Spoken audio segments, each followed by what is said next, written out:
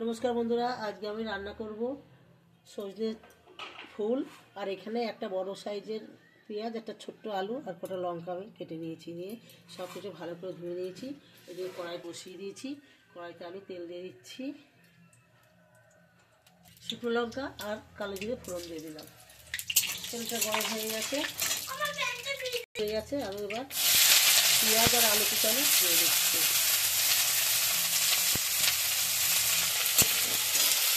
কাঁচা লঙ্কা আর কাঁচা লঙ্কা চিরা দিয়ে দিচ্ছি, স্বাদ মতো নুন দিয়ে দিচ্ছি, সামান্য একটু হলুদ দিয়ে দিচ্ছি। আবার আমি একটু নেড়ে করে ভেজে নেব। হালকা ভাজা হয়ে গেছে আমি একটু চিনি দিয়ে দিচ্ছি, সামান্য একটু চিনি। আবার একটু নেড়ে করে নেব। এবার ফুলগুলো আমি দিয়ে দিচ্ছি।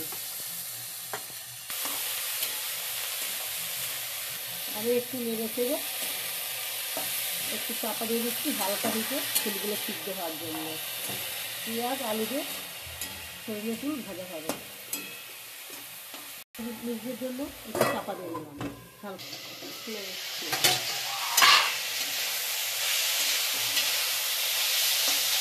পেঁয়াজগুলো ভেজে রেখেছিলাম আমি দিয়ে দিচ্ছি, একটু নেড়ে চেড়ে ভেজে নেব।